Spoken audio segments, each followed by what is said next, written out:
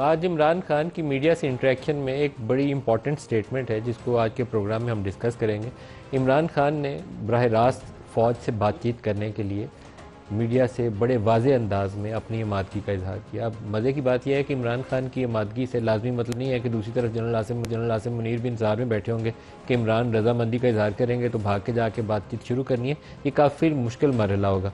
लेकिन इमरान का स्टेटमेंट पहले मैं आपको बताऊँ कि उन्होंने कहा क्या है। फ़ौज अपना नुमाइंदा मुकर्रर करे, हम मुज़ाकरात करेंगे। फ़ौज पर कभी इल्ज़ामात नहीं लगाए बल्कि हमने तनकीद की है। घर में कोई बिगड़ा हुआ बच्चा हो तो इस पर तनकीद की जाती है। फ़ौज पर तनकीद इस वजह से की थी क्योंकि तनकीद जमहूरियत का हुसन है। जुल्फ़िकार अली भुट्टो की सज़ा के पीछे जनरल ज़िया और सकूत ढाका के पीछे जनरल याहिया था। मुल्क में इस वक्त गैर एलानिया मार्शल है।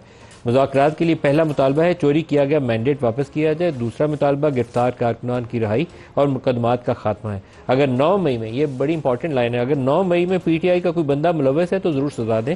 हुकूमत का एक ही मकसद है पीटीआई और फौज की लड़ाई करवाकर हमारी जमात ख़त्म करवा दें। अब पिछले चंद रोज़ में शोहदा जिंदाबाद, पाकिस्तान जिंदाबाद, हमारी फ़ौज से कोई लड़ाई नहीं है, हुकूमत साजिश कर रही है, जनरल आसिम मुनीर ऐसा नहीं होने देंगे, ये एक नया बयानिया है जो पाकिस्तान तहरीक इंसाफ ने पिछले हफ्ते 10 दिन के अंदर शुरू किया। वैसे अच्छा है क्योंकि फ़ौज और पीटीआई के अंदर इतना ज़्यादा ट्रस्ट डेफिसिट था जो यकीनन एक बड़ी जमात और इस्टेब्लिशमेंट या फ़ौज के दरमियान में नहीं होना चाहिए। पाकिस्तान का मफाद इसी में है कि वर्किंग रिलेशनशिप बड़ी सियासी जमातों की फ़ौज के साथ बरकरार है।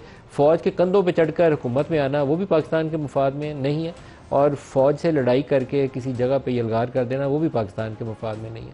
और फ़ौज का भी ये काम नहीं है कि हुकूमतें बनाए और गिराए, लेकिन हम लोग अपने दायरे से बाहर निकल कर खेलने पर यकीन रखते हैं। 75 सालों में जो कुछ हमने पाकिस्तान के साथ किया है इसमें हमारी हरकतों का बहुत ज़्यादा कसूर है। सबका कलेक्टिवली हमने पाकिस्तान को इस हाल में पहुँचाया और बाहर निकालने के लिए भी सबको अपनी ज़िम्मेदारी का एहसास करना चाहिए। इमरान खान ने क्या बहुत अच्छाई का मुजाहरा किया इस तमाम अरसे में। उनके अगर चंद एक बयान पढ़ें जो पिछले रिसेंट पास में दिए गए हैं तो 25 जुलाई को उनका बयान है कि मुल्क पर इस वक्त जंगल के बादशाह का तसल्लुत है। आसिम मुनीर ने नून लीग और पीपल्स पार्टी का जनाजा निकाल दिया।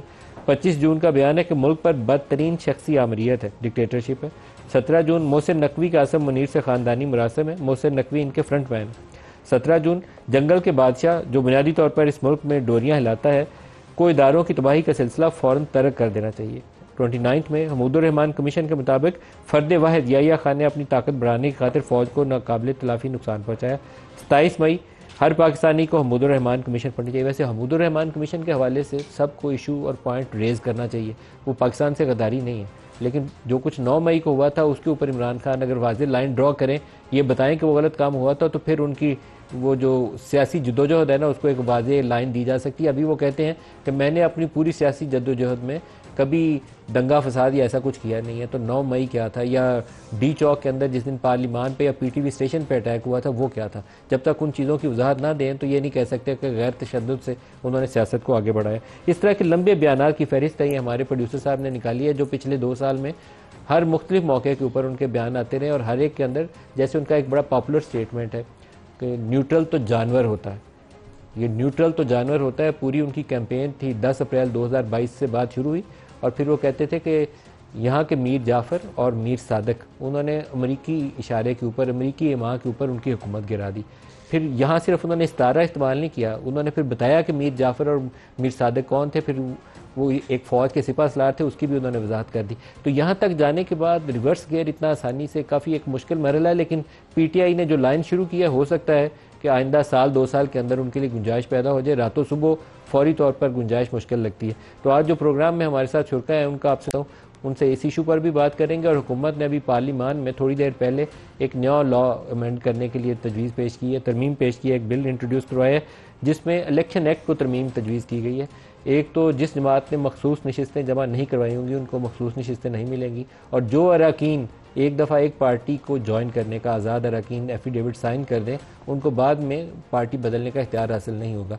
वैसे असूली तौर पर ये जो तरमीम है सुप्रीम कोर्ट का उस फैसले से डायरेक्टली मुतसादिम है जो अभी 13 रुकनी बेंच ने ऐलान किया। उसके अंदर ये कहा गया था कि सुप्रीम कोर्ट के फैसले की गलत तशरीह करते हुए इलेक्शन कमीशन ऑफ पाकिस्तान ने पीटीआई को इंडिपेंडेंट डिक्लेयर किया। तो उन्होंने उसकी इस्लाह करते हुए एक फ़ैसला जारी किया कि 39 दिन उन्होंने पीटीआई की रुकनीत के डिक्लेरेशन दिए हुए हैं, वो तो पार्टी मेंबर्स हैं, और बाकी 41 जो मेंबर्स थे उनको गुंजाइश दी गई कि आप विद इन 2 वीक सबमिट कर दें। तो मुझे लगता है कि ये जो लॉ है बराह रास्त मुतसादम है उस जजमेंट से। तफसीली फैसला आना बाकी है, अपने शुरा से पूछेंगे लॉ एक्सपर्ट क्या कहते हैं या आईनी माहिरीन क्या कहते हैं।